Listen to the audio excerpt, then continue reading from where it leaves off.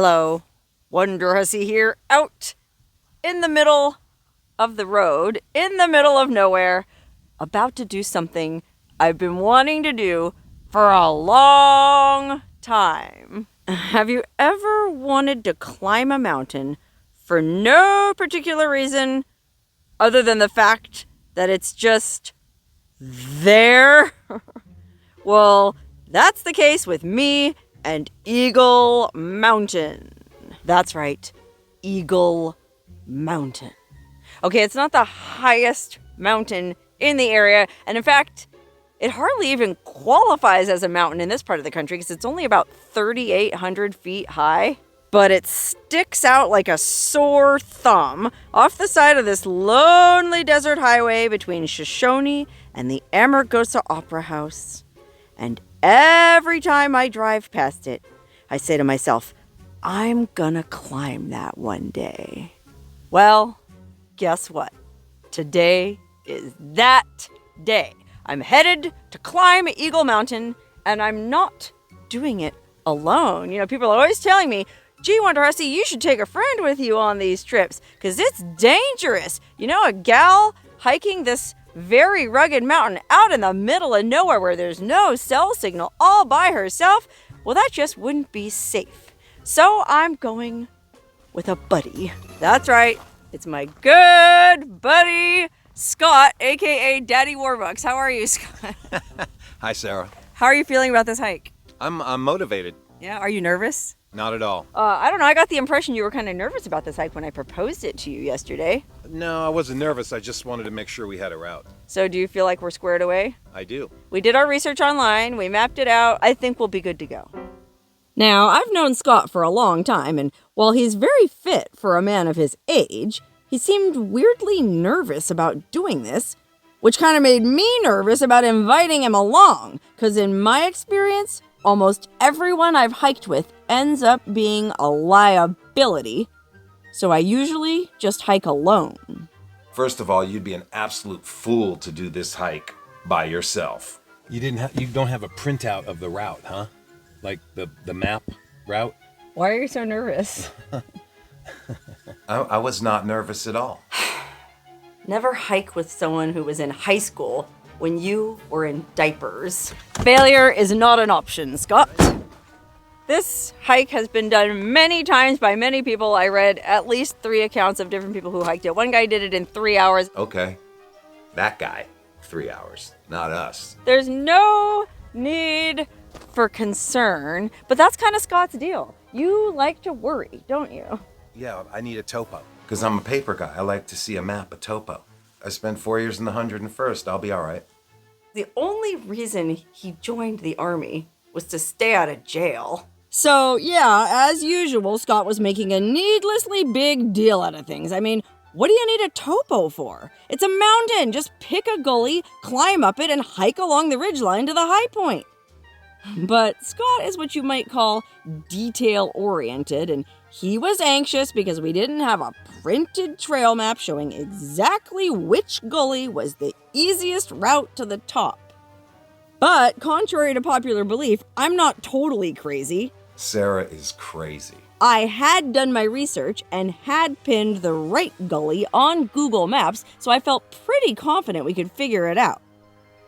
But you know how Scott is. He's never happy unless he can impress the ladies by using the land navigating skills he supposedly learned in the military. Yeah, I think it's this gully over here. Okay, are you sure? No. Classic Scott. I honestly don't think it's going to be such a big deal, but golly, when I started talking about doing this with him, he made me nervous. Yeah, I thought, I'll just hike to the top and come back down. No big deal. No, we got to study routes. We got to figure out what we're doing. We got to make sure we have plenty of daylight. We should start that hike by 9. She's like, I'm not getting up that early. Are you kidding me? Well, he is kind of a worrywart, but I guess it is smart when you're out hiking in very rugged landscapes like this. And there's not that much traffic going by on this highway. Oh, look, you can barely see my car. Way off in the distance, a tiny speck of civilization in a sea of absolutely nothing. Okay, we better not dawdle too long because we set a turnaround time for ourselves of 2:30 p.m. because it gets dark at 4:30 this time of year. And we sure don't want to get stuck up on Eagle Mountain after dark. So wherever we are at 2:30, even if we're not quite at the summit yet, we're going to turn around and head back down.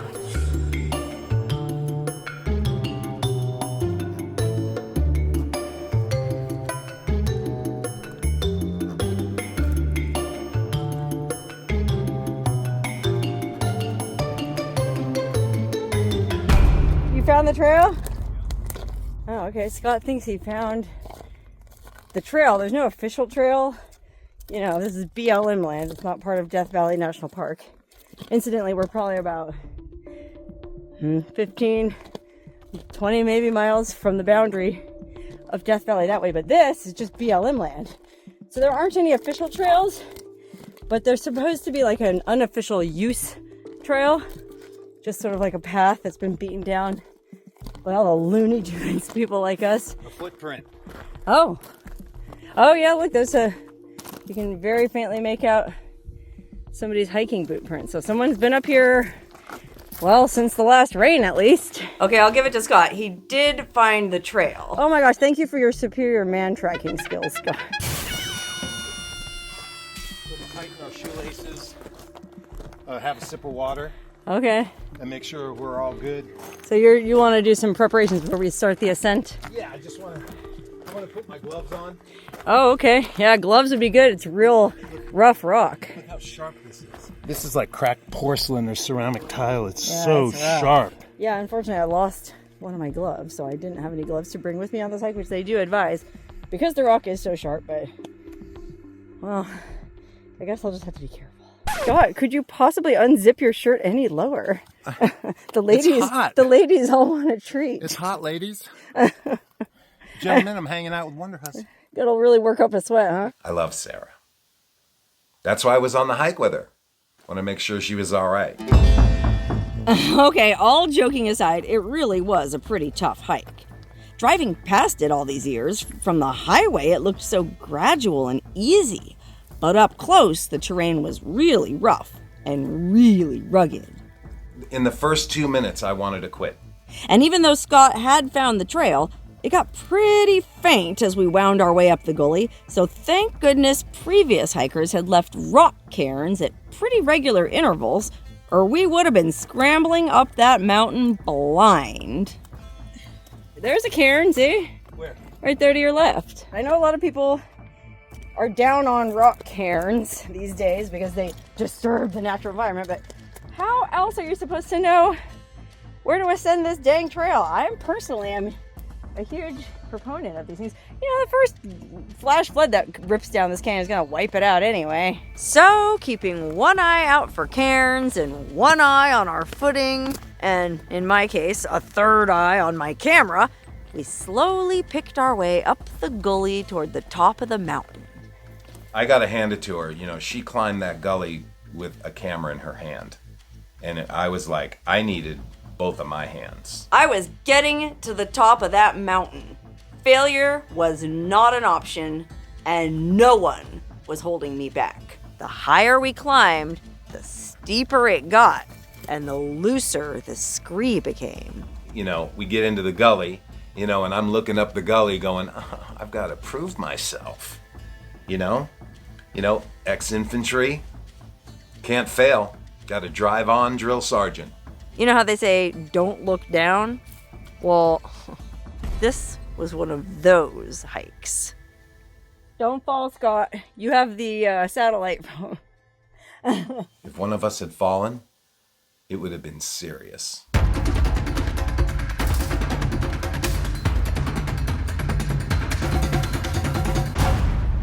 Almost there. Scott's being a negative Nelly said, oh, we still have a long way to go. Oof. It seemed like every time we got a little bit of relief, it just kept going up. That's what I love about Scott, his positive mental attitude. I'll be there in no time. What are you talking about? And it's cool because there's all these little caves up here. And it makes me wonder what kind of little critters live in them, because we haven't seen any wildlife at all on this hike. Nary a chipmunk. You know, normally when you're hiking in the mountains, you see marmots and all kinds of birds. There is nothing up here on this barren desert mountain. Although I suppose there are probably little kangaroo rats hiding out in the crevices. There's probably a whole little ecosystem up here that we just can't see because we make too much noise and we scare them all away with our complaining. That was one of the toughest hikes I'd ever done. Oh, like look at this cave. Yeah, imagine a bunch of coyotes living in there, or a mountain lion or something. Golly, I hope there's no mountain lions up here. I didn't bring my bear spray. Woo!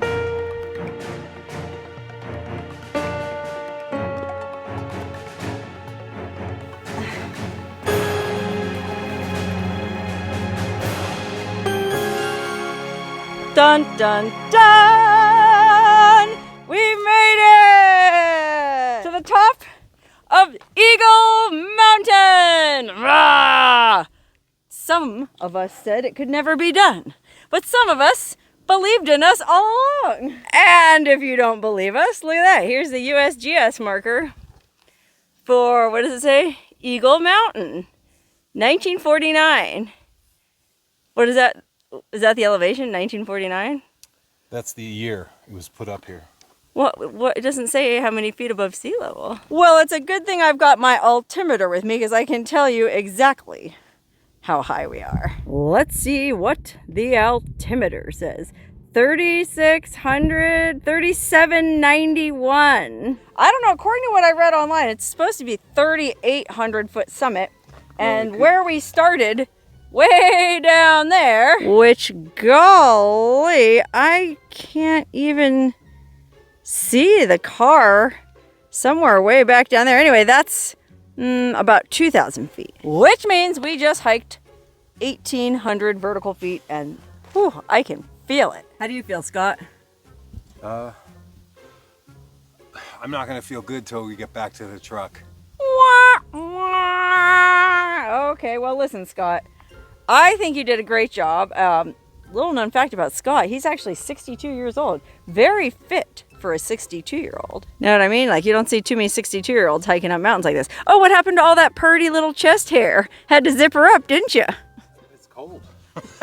You know what? This is her deal. So I was just letting her, do her thing. Oh, Scott says he has full reception up here at the top of this mountain, which means we could go live on Facebook if we wanted to. But I'm not going to do that. I'm just going to point out some of the sights up here. I mean, this is an amazing view. Okay, so I'm going to start out looking west. That's Death Valley National Park that way, and my car is parked somewhere right down there. And then panning to the north, well, you can see that's California State Highway 127, winding through this desolate desert plain. Nothing at all to see until, oh, there's a little tiny settlement up there. That's Death Valley Junction. That's where the Amargosa Opera House is. Okay, you know the Amargosa Opera House where that kooky ballerina from New York set up shop and danced every Saturday night in that amazing theater that she painted her own audience on the walls?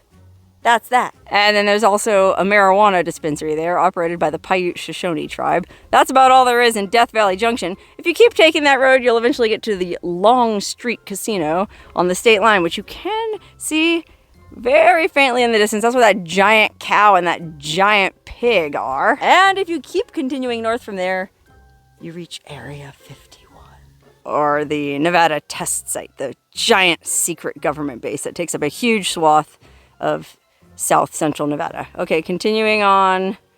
Well, I guess I'm going clockwise. We're coming around to the east now, and that's where Pahrump is. I guess Pahrump is on the other side of that mountain. I guess that might be Shadow Mountain. I think that's what they call it.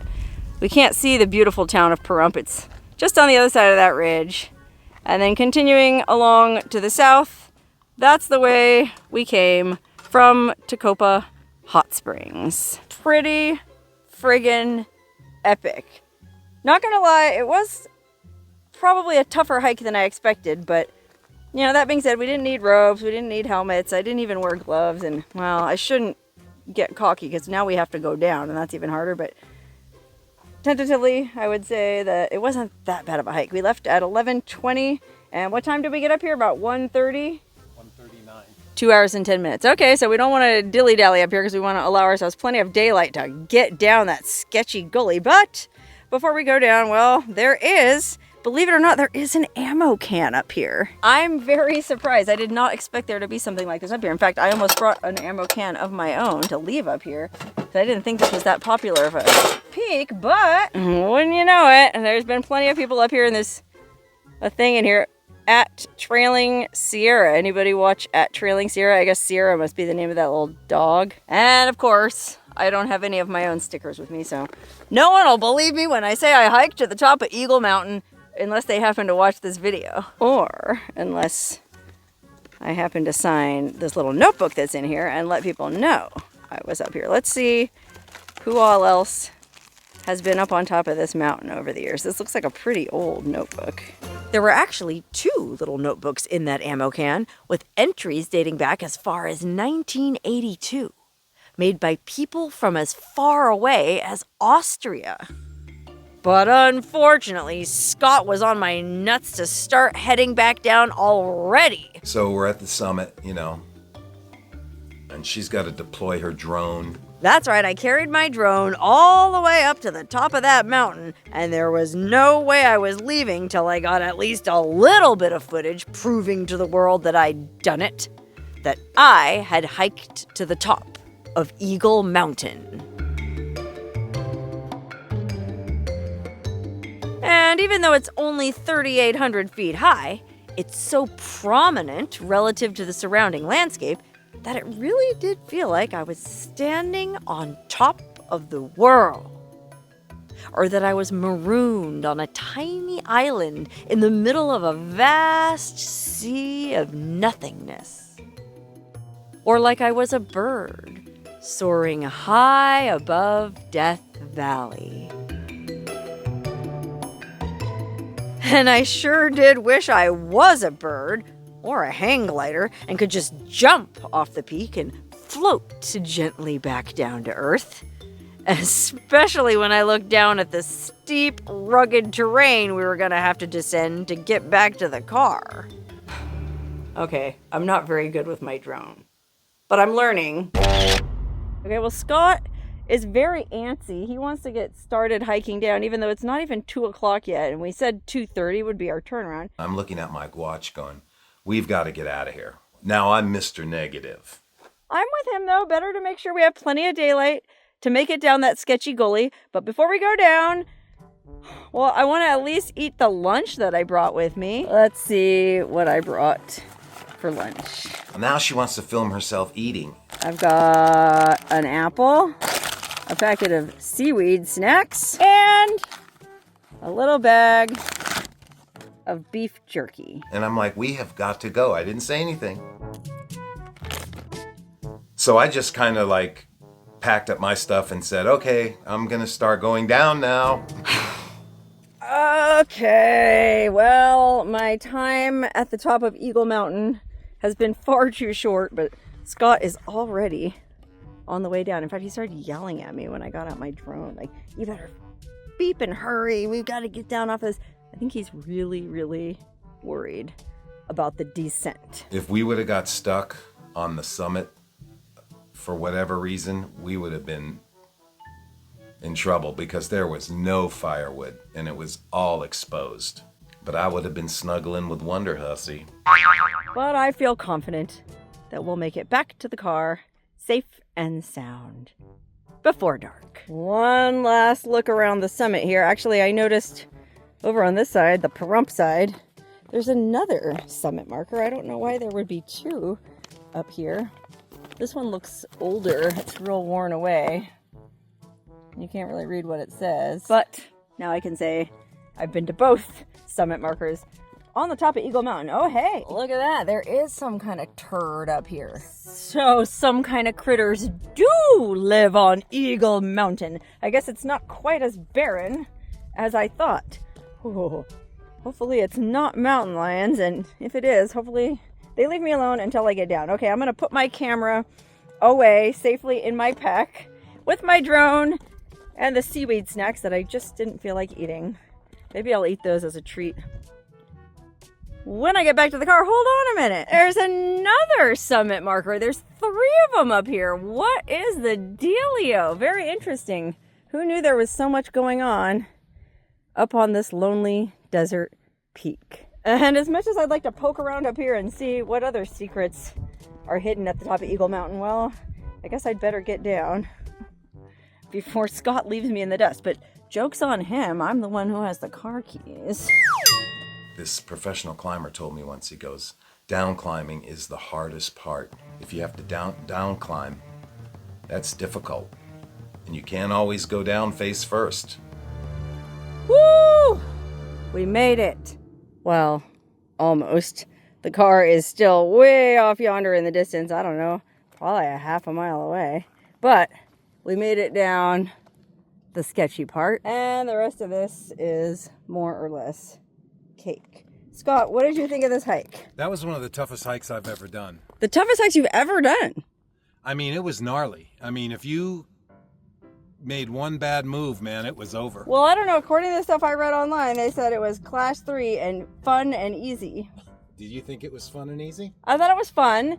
I wouldn't call it easy. I wouldn't say it's the hardest hike I've ever done, but it was tough for sure. But let's not get cocky because the car is still a distance away, and you know, most fatal accidents occur within a mile of home. You don't want to roll an ankle in the lowlands either.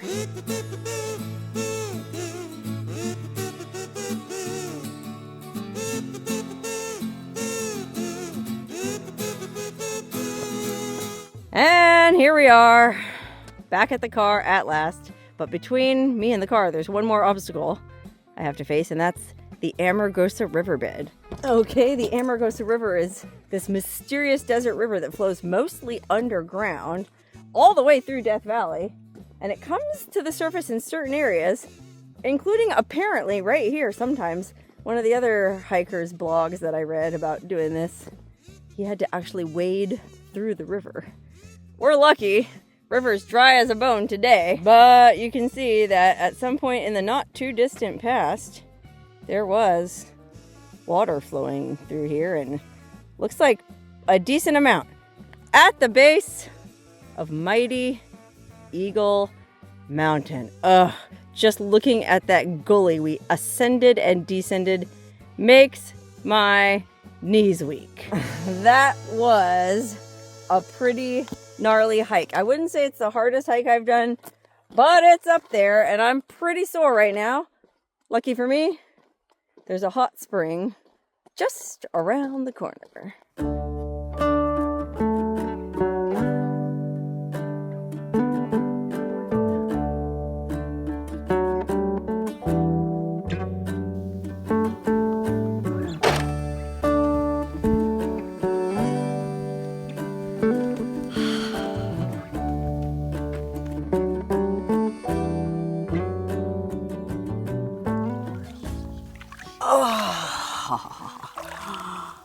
Ah, that feels real good after that punishing hike. That does feel good. Holy shit. Yeah, huh? Just what your muscles needed. You're supposed to, like I said, you're supposed to ice when you're sore. Anyway, good job, Scott. High five. Oh. Despite all your grousing, we made it. What? I didn't. We made it up and down safely, and it was a great hike. And every time I drive by Eagle Mountain from now on, I'll know. You'll think of me. I'll know that I did it. You know, I got to admit, Sarah is a badass. I didn't want to tell her that, but, Is she your superior?